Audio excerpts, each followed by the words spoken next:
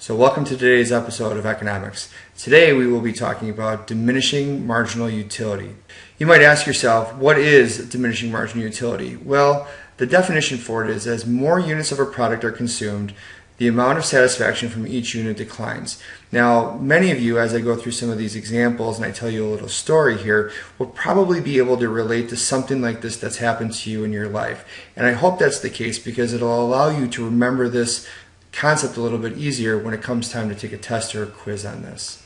What that means is that the more you do something, or the more you use an item or a product, or you consume things, whether you eat something or you drink something, the less satisfaction you're going to get every time you have one.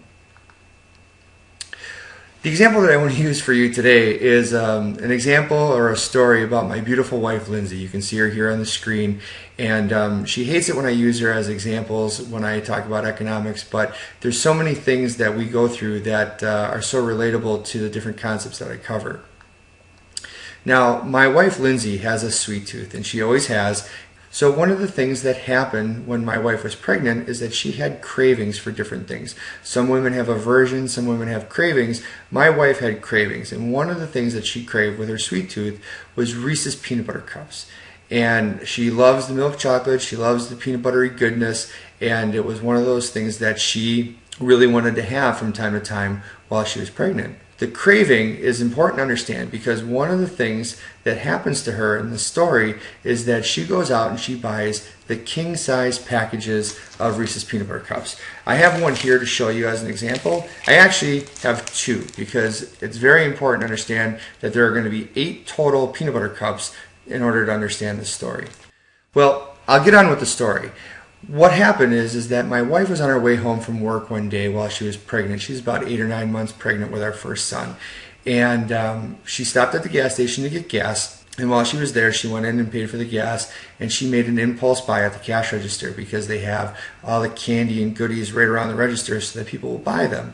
Well, what my wife did was she saw that the Reese's peanut butter cups, the king-size packages with 4 in each package, was on sale 2 for $2. Now, this was a screaming deal, and she thought, I'm going to get this because I've got this craving for it, and I'll have enough to satisfy me now and later. And when she meant later, she was thinking maybe, the next day or later in that week, not all at one time, as you'll see. What she does is she buys the 2 for $2 Reese's peanut butter cups. And when she gets into the car, she throws them on the seat next to her and begins driving home. Well, very quickly she realizes that she's not going to wait until she gets home to eat the Reese's peanut butter cup. So what she does is she reaches over and she grabs the packaging and she opens it up and she pops the first one in her mouth and she thinks, oh man, this is really good. And as she's eating it, she's like, oh, it's exactly what I was expecting. This is really what I need. And before she realizes that she's got the second one in her mouth and she's eating that one too, and it tastes really, really good. Well, she gets to the next stoplight and she says, oh, well, the package is already open. And she reaches over and she grabs a third peanut butter cup and she eats this one a little bit more slowly, not as fast as she ate the first two. And she thinks, man, this really hit the spot. I'm really glad that I stopped and got these. And as she's eating it, it doesn't taste as good as the first one or even the second one, but it's still pretty good. And then as she continues to drive, she looks over and she sees that there's only one Reese's peanut butter cup that's still left in that package. So she's not going to leave that one lone soldier sitting there by himself inside the packaging. So she reaches over and she grabs that one. She eats that one as well. And she thinks, wow, that was really good. That really hit the spot. Well, now she's driving and she's starting to feel a little bit guilty. And she's thinking to herself, oh my goodness, I normally never would eat this many peanut butter cups, and I just ate 4 peanut butter cups in like 2 minutes without even thinking about it. And she's like, I'm not going to touch that other package. That's for another day. Well, as she gets home, she goes into the house and she starts making dinner, and she takes the Reese's peanut butter cup and she puts it on the second package and she puts it onto the counter. And she starts getting things ready, and it keeps catching her eye. And out of the corner of her eye, she can see it sitting on the counter. And as she's making her dinner, she's thinking to herself, well, what am I going to tell Jeff when he gets home? Why do we have these Reese's peanut butter cups? Because we normally don't have candy in the house. And she thinks, well, I'll just tell him that. She's making up stories now to try to justify these different things. So what she does is she says, well, I'm gonna tell him that I got it as a fundraiser at work. I bought it from one of my friends because their kid's selling it for baseball or something like that. So she's like, I'll tell him that, it'll be our dessert, and I'll have two, and he'll have two, and he doesn't need to know anything about that first packaging.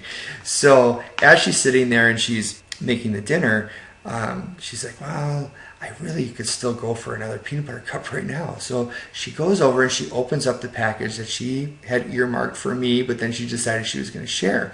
Well, she opens it up and she starts to eat, the fifth peanut butter cup out of this package. She is starting to feel really bad now. She's like, oh, I can't believe that I opened this. I never should have done it. I have no self-control. What's the matter with me? And she's like, well, I'm gonna eat the other one, and then I'll save the last two for him, because that's the story that I'm going to tell. So she does that. She grabs the sixth peanut butter cup, and she's starting to eat it much slower now, because the first one tasted really good, the second one went down without a hitch, and the third one and the fourth one, they were still really good, but she was starting to slow down. But now she's on number 6, and she's starting to feel a little bit guilty about the whole thing. She doesn't want to make up a story and lie to me, and as she's eating it much slower. So now she's got peanut butter and chocolate melting onto her fingers, and as she's licking her fingers off, she gets a little bit of chocolate on her lip and onto her chin there, and she says, oh, okay, I'm done. I've eaten all these peanut butter cups. I'm going to save these last two. So she goes over, she keeps making dinner, she sets the table, and she has absolutely no self-control at this point, because she's very pregnant and she's hungry and I'm late from work. So she goes over and she grabs a 7th peanut butter cup and she eats it, and she is feeling terrible by the time she's done. And now at this point, obviously it's not true and it's not actually occurring, but she's thinking, I've eaten so much sugar and I've had so much chocolate and peanut butter at this point, I feel like I've actually got acne breaking out on my face and my clothes feel tight. And those things weren't actually true, but that's the way she was feeling. She had it all built up in her mind. And now she ate that 7th peanut butter cup, and she didn't really get that much enjoyment out of it, because she's starting to have all these regrets and this remorse. And now she's thinking to herself, well, I got to get rid of the evidence. There's only 1 peanut butter cup left, so I'm going to grab it and I'm going to eat it, and I'm going to get rid of this packaging before Jeff even gets home. He'll never even know that we had these, and I'll have to just have more self-control in the future. So what she does is she takes that last peanut butter cup, she puts it into her mouth, she's eating it, she's got this mouthful of peanut butter cup, and she takes the packaging, she goes over to the garbage can, and she leans over and she's putting the garbage can into the garbage, and I end up coming through the back door into the kitchen. And I open up the door and I see her bending over the garbage can, and she's got a mouthful of Reese's peanut butter cups, and she's got chocolate on her face, and she's digging in the garbage can, and I just look at her and I say, what's going on? What are you doing?